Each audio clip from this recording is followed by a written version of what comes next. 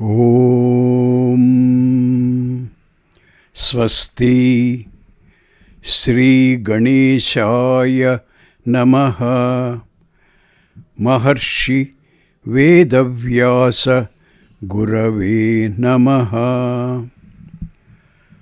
మహామహోపాధ్యాయ పద్మశ్రీ పుల్లెల శ్రీరామచంద్రుడు గారు రచించిన మహాభారత సార సంగ్రహము అను కావ్యగ్రంథము నందలి ఆశ్రమవాసిక పర్వము చదువుచున్నది జంగా కృష్ణమూర్తి.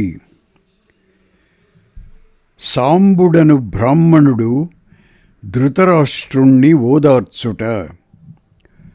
పౌరులెవరూ మాట్లాడలేకపోవడంతో ధృతరాష్ట్రుడు ప్రజ్ఞాచక్షుడవడం చేత వాళ్ళ అభిప్రాయం ఏమో తెలియక మరొకమారు, సజ్జనులారా, నేను వనానికి వెళ్ళడానికి మా తండ్రి అయిన కృష్ణద్వైపాయనుడు, రాజైన యుధిష్ఠిరుడు కూడా అనుమతి ఇచ్చారు. హతపుత్రుడనై భార్యతో కూడా విలపిస్తున్న నేను మళ్ళీ తల వంచి నమస్కరిస్తున్నాను, మాకు అనుజ్ఞ ఇవ్వండి అన్నాడు. శోకభరితాలైన అతని మాటలు విని ఆ ప్రజలందరూ కూడా ఉత్తరీయాలతోనూ చేతులతోనూ ముఖాలు కప్పుకుంటూ ఏడ్చారు. ధృతరాష్ట్రుడు ఆ విధంగా వనానికి వెళ్ళిపోవడం వల్ల కలిగే దుఃఖాన్ని భరించలేక స్పృహ తప్పినట్లయిపోయారు. మెల్లమెల్లగా తమ పక్షాన మాట్లాడమని ప్రేరేపింపగా సదాచారవంతుడు, మాటలలో నేర్పరి, విద్యావంతుడు అయిన సాంబుడు అను బ్రాహ్మణుడు ముందుకు వచ్చి ఇలా అన్నాడు. రాజా, ఈ జనులందరూ వాళ్ళ మాటలు నాయందుంచి మాట్లాడుతున్నారు. నేను వీళ్ళందరి ప్రతినిధిగా మాట్లాడుతున్నాను. ఈ వంశానికి చెందిన ఏ రాజు కూడా ప్రజల అనురాగపాత్రుడు కాకుండా లేడు. ఈ వంశం రాజులందరూ తండ్రుల వలె, సోదరుల వలె ప్రజలను పాలించారు.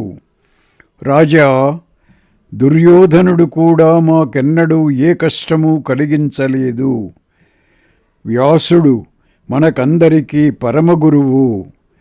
ఆయన చెప్పినట్లే చెయ్యి. అయితే నీవు మమ్మల్ని విడిచి వెళ్ళడం చేత మేం దుఃఖార్తులం అవుతాం, సందేహం లేదు. శాంతనుడు భీష్ముని రక్షణలో ఉండి చిత్రాంగదుడు, నీ పర్యవేక్షణలో పాండురాజు ఏ విధంగా పాలించారో దుర్యోధనుడు కూడా ఆ విధంగానే ప్రజలందరినీ పాలించాడు. రాజా, నీ పుత్రుడు స్వల్పమైన అపకారం కూడా ప్రజలకు చేయలేదు. మేం అందరము ఆ రాజు విషయంలో తండ్రి యందువలే పూర్తి విశ్వాసంతో ఏ విధంగా సుఖంగా ఉండేవాళ్లమో నీకు బాగా తెలుసును. నా స్వల్పమపి పుత్రస్తే వ్యలీకం కృతవాన్ నృపః పితరీవ సువిశ్య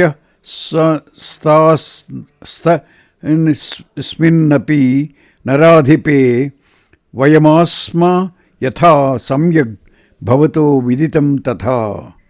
ఆశ్రమవాస పర్వం 10, 21, 22.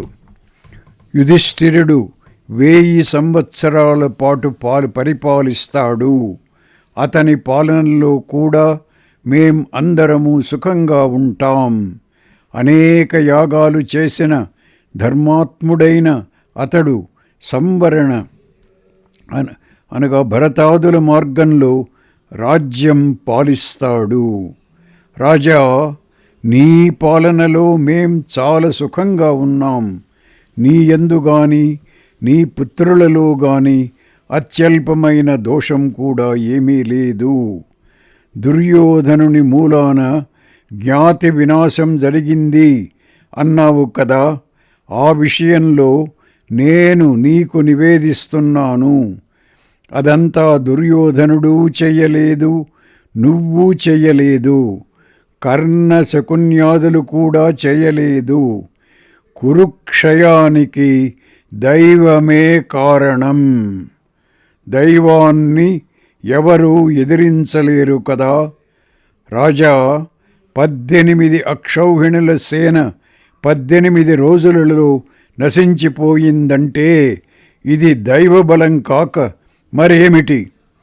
రాజా, ఈ జగత్తుకంతటికీ ప్రభువైన నీవు అందరికీ పూజ్యుడవు.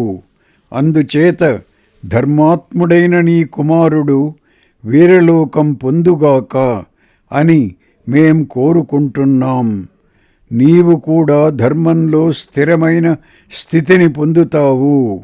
ఎందుచేతననగా నీవు సకల ధర్మాలు తెలిసినవాడవు, మంచి నియమ సంపన్నుడవు.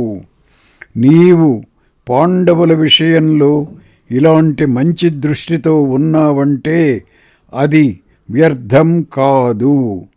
పాండవులు భూమిని ఏమిటి, స్వర్గలోకాన్ని కూడా పాలించడానికి సమర్థులు. శీలమే భూషణంగా గల పాండవులను ప్రజలందరూ సుఖాలలోనూ కష్టాలలోనూ కూడా అనుసరించి ఉంటారు. మహారాజైన యుధిష్ఠిరుడు పూర్వరాజులిచ్చిన బ్రహ్మదేయాలను, అగ్రహారాలను, ఇతరులందరికీ ఇచ్చిన సౌకర్యాలను యథాతథంగా కొనసాగిస్తాడు. బ్రహ్మదేయాగ్రహారాంశ్చ పారిబర్హాంశ్చ పార్థివః పూర్వరాజాభిపన్నాంశ్చ పాలయత్యేవ పాండవః. ఆశ్రమవాస పర్వము 10:41. పెద్ద మనస్సు గల యుధిష్ఠిరుడు ముందు చూపు కలవాడు, మెత్తనివాడు, కుబేరుడు వలె సర్వసమర్థుడు. ఇతని చుట్టూ ఉన్న సచివులందరూ క్షుద్రత్వం లేనివాళ్ళు. ఇతడు శత్రువుల యందు కూడా దయకలవాడు, వంచన ఎరగనివాడు. ప్రతి విషయము రుజువుగా ఆలోచిస్తాడు.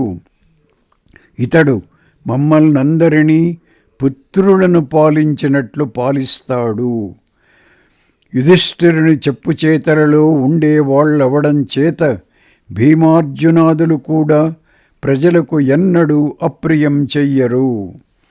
పరాక్రమవంతులైన ఈ మహాత్ములు మంచివాళ్ల విషయంలో మృదువుగా ఉంటారు, చెడ్డవాళ్ల విషయంలో సర్పాల వలె ప్రవర్తిస్తారు.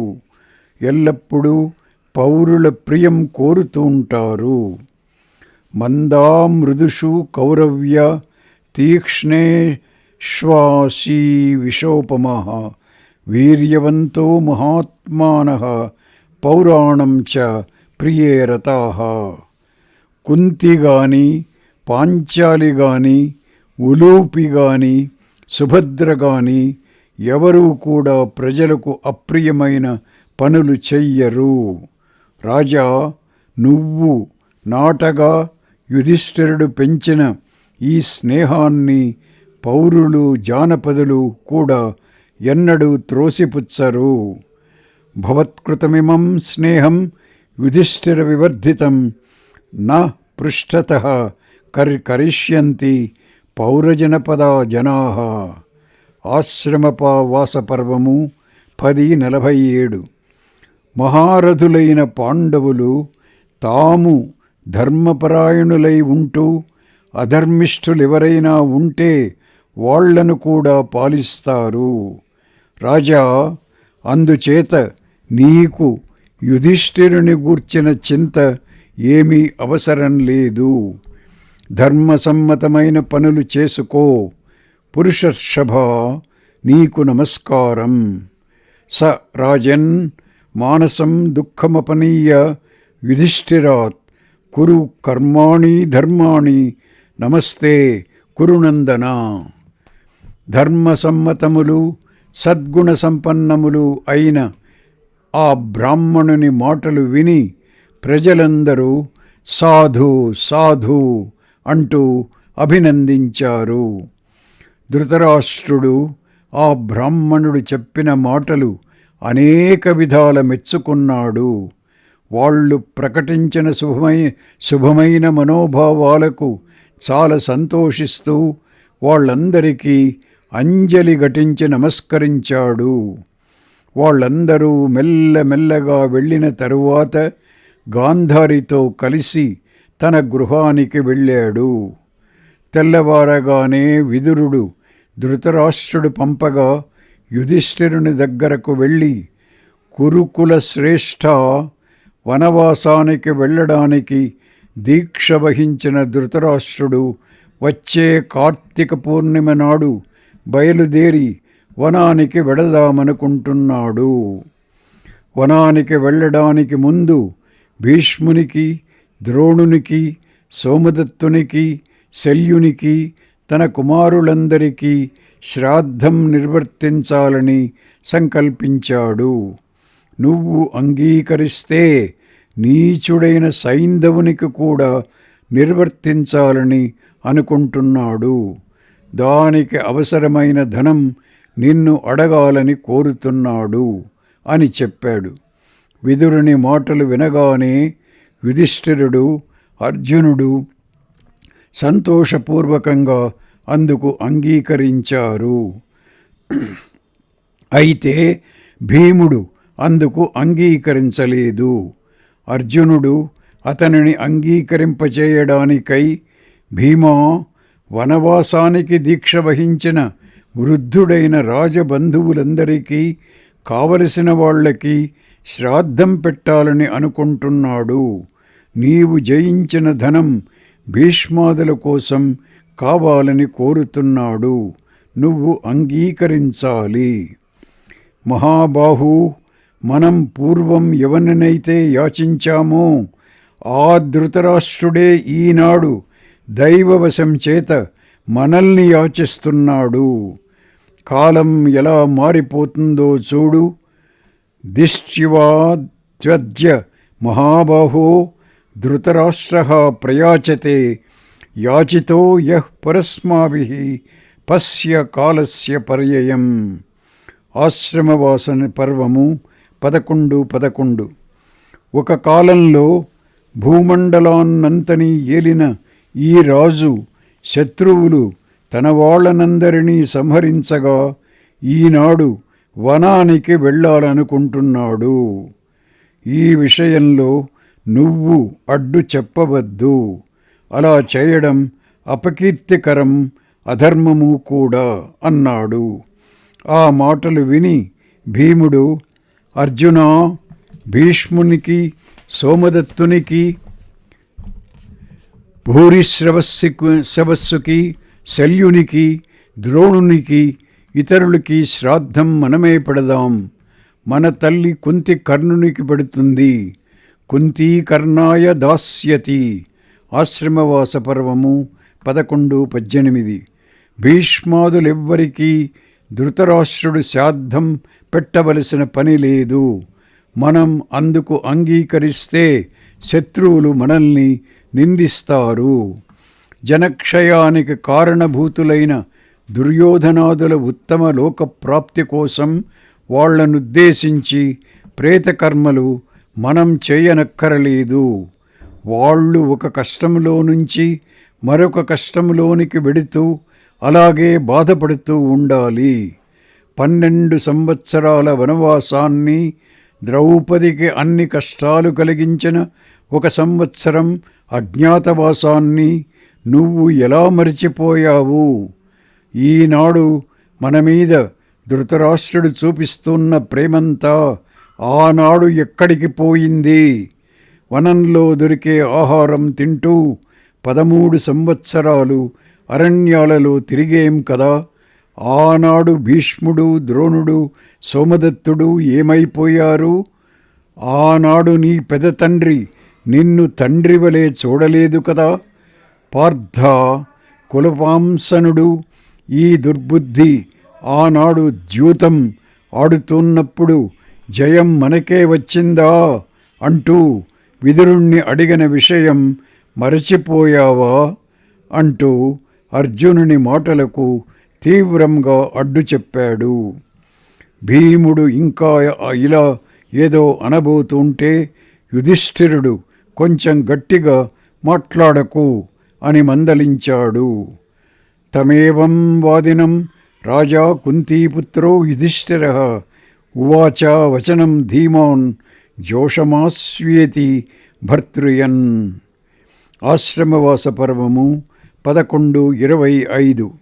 అప్పుడు అర్జునుడు, భీమా, నువ్వు నాకు అన్నవు, పూజ్యుడవు, ఇంతకంటే ఎక్కువ నేనేమీ చెప్పకూడదు.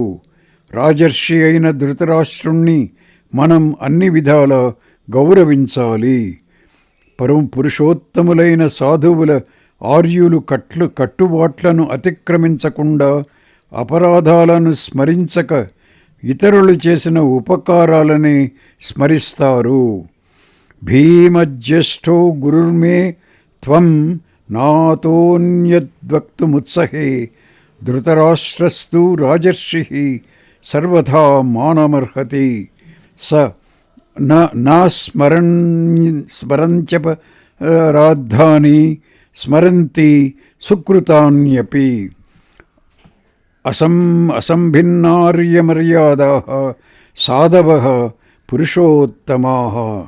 ఆశ్రమవాస పర్వము 12:12. ఈ సంభాషణ అంతా అయిన తరువాత యుధిష్ఠిరుడు విదురునితో, రాజుకు ఎంత ధనం కావాలో అంత ధనము కూడా నా ధనాగారం నుంచి తీసుకునమని చెప్పు. భీముని మనస్సు బాధపడకూడదు అన్నాడు. విదురునితో ఇలా అని యుధిష్ఠిరుడు అర్జునుణ్ణి మెచ్చుకున్నాడు. భీముడు అర్జునుని వైపు క్రీకంటితో చూచాడు. యుధిష్ఠిరుడు మళ్ళీ విదురునితో, భీమసేనుడు అరణ్యవాస కాలంలో ఎండ అనక, వాన అనక, చలి అనక చాలా కష్టాలు అనుభవించాడు. అందుచేత అతడు అలా మాట్లాడినా అతని విషయంలో ఏమీ కోపం చెందవద్దని కూడా రాజుతో చెప్పు. రాజుకు ఎంత ధనం కావాలో అంత ధనం తీసుకుని వెళ్ళి యథేచ్ఛగా దానధర్మాదులు చేసుకోమని, అవసరమైతే అర్జునుని ఇంట్లోని ధనం కూడా తీసుకొని వెళ్ళమని కూడా ఆయనకు చెప్పు. అంతేకాదు, ఈ శరీరం కూడా ఆయనదే అని చెప్పు అన్నాడు. విదురుడు ధృతరాష్ట్రుని వద్దకు వెళ్ళి జరిగినదంతా చెప్పాడు. భీముడు దుర్యోధనాదులు తమను పెట్టిన కష్టాలన్నీ స్మరించి మొదట్లో అంగీకరించకపోయినా యుధిష్ఠిరార్జునుడు నచ్చజెప్పగా చివరికి అంగీకరించాడు. భీముని విషయంలో నువ్వు మనస్సులో ఏమీ ఉంచుకొనకు అని కూడా యుధిష్ఠిరుడు నీతో చెప్పమన్నాడు. అందుచేత నువ్వు ఎంత ధనం కావాలంటే అంత ధనం తీసుకొని నీ ఇష్టం వచ్చినట్లు దానధర్మాలు చేయవచ్చును అన్నాడు. ధృతరాష్ట్రుడు చాలా సంతోషించి 10 రోజుల పాటు నిర్విరామంగా శ్రాద్ధయజ్ఞము, దానయజ్ఞము నిర్వర్తించాడు. ధన రూపంలోనూ, వస్తురూపంలోనూ, భోజన రూపంలోనూ వేల కొలది జనులకు దానాలు చేశాడు. యుధిష్ఠిరుని ఆజ్ఞ ప్రకారం గణకులు, లేఖకులు ధనరాశులు దగ్గర పెట్టుకొని ఇతనికెంత ఇయ్యాలి, ఇతనికెంత ఇయ్యాలి అని ధృతరాష్ట్రుణ్ణి అడుగుతూ 100 ఇమ్మంటే 1000, 1000 ఇమ్మంటే 10,000 ఈ విధంగా దానాలు చేశారు. అనిశం యత్ర పురుష గణకా లేఖకాస్తదా యుధిష్ఠిరస్య వచనాదపృచ్ఛంత స్మ తం నృపం. శతదేయే దశశతం సహస్రే చాయుతం తథా దీయతే వచనాద్రాజ్ఞః కుంతీపుత్రస్య ధీమతః. ఈ విధంగా ధృతరాష్ట్రుడు పుత్రపౌత్రాదులకు, పితరులకు, తనకు, గాంధారీకి కూడా ఔర్ధ్వదేహిక క్రియలు అనగా మరణాంతరం చేసే కర్మ చేశాడు. ఏవం స పుత్రపౌత్రాణం పితॄణామాత్మనస్తథా గాంధార్యాశ్చ మహారాజ ప్రదదావౌర్ధ్వదేహికం. ఆశ్రమవాస పర్వం 14-15. ఆ రాజు దానాలు చేసి చేసి అలసిపోయాడు. అప్పుడు ఆ దాన యజ్ఞం ఆపివేశాడు. ధృతరాష్ట్రుడు వనానికి బయలుదేరుట. 10 రోజుల ఔర్ధ్వదేహిక కార్యాలు పూర్తి చేసుకొని ధృతరాష్ట్రుడు మరునాడు అనగా కార్తీక పూర్ణిమ నాడు బ్రాహ్మణుల చేత ఇష్టి చేయించి అగ్నులను ముందిడుకొని నారచీరలు అజనము ధరించి వనానికి బయలుదేరాడు. రాజప్రాసాదంలో ఉన్న పురుషులు, స్త్రీలు అందరూ శోకావిష్టులై రోదిస్తూ గాంధారి ధృతరాష్ట్రుల వెనుకనే వెళ్ళారు.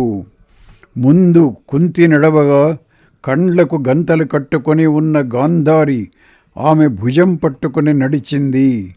గాంధారి భుజం పట్టుకొని ధృతరాష్ట్రుడు నడిచాడు. ధృతరాష్ట్రుడు తన కూడా వస్తున్న బంధువర్గాన్ని, మిత్రులను, పౌరులను బ్రతిమాలి వెనుకకు పంపివేశాడు. విదురుడు, సంజయుడు మాత్రం గాంధారి ధృతరాష్ట్రులతో వనానికి వెళ్ళడానికి నిశ్చయించుకున్నారు.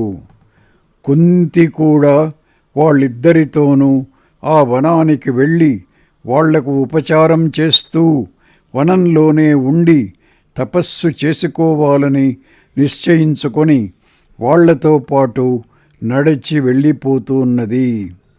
ఈ విషయం పాండవులకు తెలియదు. పౌరులందరూ వెనుకకు వెళ్ళిపోయిన తరువాత యుధిష్ఠిరాదులు కూడా ధృతరాష్ట్రుని అనుమతితో నగరానికి వెళ్ళడానికి సిద్ధం అయ్యారు.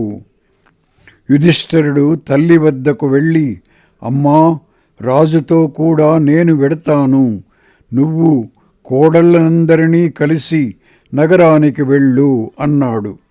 కుంతి గాంధారితో నడుస్తూనే, పుత్రా, సహదేవుణ్ణి జాగ్రత్తగా చూచుకో, మహావీరుడైన కర్ణుణ్ణి స్మరిస్తూ ఉండు. నేను కర్ణుని విషయం ముందుగానే మీకు చెప్పక చాలా పొరపాటు చేశాను. అతడు తరించడానికై చాలా దానాలు చెయ్యి. ద్రౌపదికి ప్రియమైన పనులు మాత్రమే చేస్తూ భీమ, అర్జున, నకులులను జాగ్రత్తగా చూచుకో. కులం, భారం అంతా ఇప్పుడు నీ మీదనే ఉంది కదా. నేను వీరిద్దరికీ శుశ్రూష చేస్తూ వనంలోనే నివసించి తపస్సు చేసుకుంటాను అంది. ఆ మాట వినగానే యుధిష్ఠిరుడు నిశ్చేష్టుడయ్యాడు. నోటి వెంట మాట బయటకు రాలేదు. క్షణకాలం ఆలోచించి, నువ్వు వనంలో ఎలా ఉండగలుగుతావు? నువ్వు వాసుదేవుని ద్వారా పంపిన ఉత్సాహభరితమైన మాటలు, విధులా వృత్తాంతాదులు విని మేం యుద్ధం చేసి రాజ్యం సంపాదించాం. ఆ విధంగా మాకు క్షాత్రధర్మం ఉపదేశించి నువ్వు ఆ ధర్మాన్ని ఎలా విడిచిపెడతావు? వనానికి వెళ్ళవద్దు అన్నాడు. మిగిలిన పాండవులు కూడా దీనంగా బ్రతిమాలారు. పాంచాలి మొదలైన కోడళ్ళు కూడా అనేక విధాల ఆమెను వనగమనం నుంచి విరమింపచేయడానికి ప్రయత్నించారు. కుంతి మాత్రం తన నిర్ణయాన్ని మార్చుకొనలేదు. క్షాత్రధర్మం అనుసరించి మీ పరాక్రమం చూపి రాజ్యం సంపాదించండి అంటూ నేను ఉద్బోధించినది నిజమే. కురువంశంలో పుట్టిన మహావీరులైన మీరు క్షుద్ర మానవుల వలె నీచమైన జీవితాలు గడపకూడదని నేనలా చేశాను. నేను భర్తతో కలిసి అనేక సౌఖ్యాలు అనుభవించాను, యజ్ఞాలు చేశాను, దానాలు ఇచ్చాను, తపస్సు చేసి పతిలోకం చేరాలనేదే నా తీవ్రమైన వాంఛ. నాకు మీ రాజ్యభోగాల మీద ఏమాత్రమూ ఆసక్తి లేదు. తపస్సు చేత నా శరీరం శుష్కింపచేసుకుంటాను. కురుశ్రేష్ఠ, భీమసేనాదులతో కలిసి వెనుకకు వెళ్ళు. నువ్వు ఇప్పుడు సకల భూమండలాధిపతివి. అందుచేత నీ బుద్ధిని ధర్మం మీద స్థిరంగా నిలుపుకో. నీ మనస్సు సంకుచితం కాక విశాలంగా ఉండేటట్లు చూచుకో. నివర్తస్వ కురుశ్రేష్ఠ భీమసేనాదిభిః సహ ధర్మే తే ధీయతాం బుద్ధిర్మనస్తు మహదస్తు తే. ఆశ్రమవాస పర్వము 17:21 అని కుంతి ఉపదేశించింది. కుంతి మాటలు విన్న పాండవులు సిగ్గుపడుతూ ధృతరాష్ట్రునకు, గాంధారికి, కుంతికి ప్రదక్షిణ నమస్కారాలు చేసి శోకభరితాలైన హృదయాలతో వెనుకకు మరలారు. ధృతరాష్ట్రుడు గాంధారితోనూ విదురునితోనూ కుంతిని వెనుకకు వెళ్ళేటట్లు చెయ్యండి. ధర్మరాజు చెప్పిన మాట సత్యమే. పుత్రులు అంత ఐశ్వర్యాన్ని, పుత్రులను విడిచి తెలివైన ఏ తల్లైనా వనానికి వెడుతుందా? రాజ్యంలో ఉన్నప్పుడు కూడా ఈమె దానవ్రతం అవలంబించి గొప్ప తపస్సు చేసుకొనవచ్చును. అందుచేత ఏదో విధంగా చెప్పి పంపించివేయండి అన్నాడు. గాంధారి ధృతరాష్ట్రుని మాటగాను తన పక్షాన కూడా కుంతికి అనేక విధాల చెప్పింది. అయినా కుంతి వినలేదు. ధృతరాష్ట్రాదులు గంగాతీరం చేరి ఆ రాత్రికి అక్కడ నివసించారు. మరునాడు గంగాతీరం నుండి బయలుదేరి కేకయ దేశరాజైన శతయూపుడను రాజర్షి నివసిస్తున్న ఆశ్రమానికి వెళ్ళారు. శతయూపునితో కలిసి ధృతరాష్ట్రుడు వ్యాసాశ్రమం చేరాడు.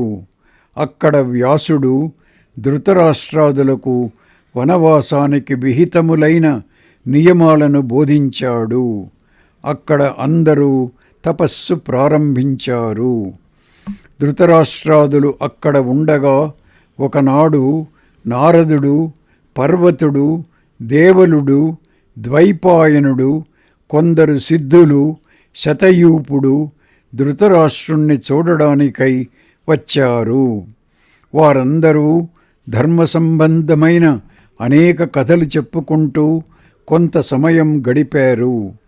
నారదుడు ఆ ఆశ్రమంలో నివసించి తపస్సు చేసి ఉత్తమ లోకాలకు వెళ్ళిన కొందరు మహాత్ములను గూర్చి చెప్పి ధృతరాష్ట్రునితో, రాజా, ద్వైపాయనుని అనుగ్రహం చేత నువ్వు కూడా ఈ తపోవనానికి వచ్చావు.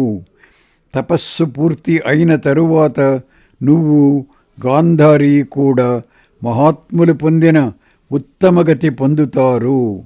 మీ ఇద్దరికీ భక్తితో శుశ్రూష చేస్తున్న యుధిష్ఠిర జనని కుంతి కూడా భర్త ఉన్న లోకానికి వెడుతుంది. యుధిష్ఠిరుడు సనాతన ధర్మదేవుడు. విదురుడు మహాత్ముడైన యుధిష్ఠిరునిలో ప్రవేశిస్తాడు. ఆ విషయాన్నే గూర్చి ధ్యానిస్తుండడం చేత సంజయుడు స్వర్గానికి వెడతాడు అని అన్నాడు. నారదుని మాటలు విని ధృతరాష్ట్రాదులు సంతోషించారు. శతయూపుడు నారదునితో, దేవర్షి, నీ మాటలు వినడం చేత ధృతరాష్ట్రునికి మాకు కూడా తపస్సు మీద శ్రద్ధ బాగా పెరిగింది. నేనొక ప్రశ్న అడగాలనుకుంటున్నాను. దివ్య దృష్టి సంపన్నుడివైన నువ్వు ఆయా రాజర్షులందరూ వెళ్ళిన లోకాలను గూర్చి చెప్పావు, కానీ ధృతరాష్ట్రుడు ఏ లోకానికి వెడతాడో చెప్పలేదు. అది చెప్పమని కోరుతున్నాను అన్నాడు. నేను దేవలోకానికి వెళ్ళినప్పుడు ఇంద్రుడు చెప్పగా ధృతరాష్ట్రుడు 3 సంవత్సరాల తర్వాత కుబేరుని వద్దకు వెడతానని విన్నాను అని నారదుడు చెప్పాడు. ఓం తత్సత్.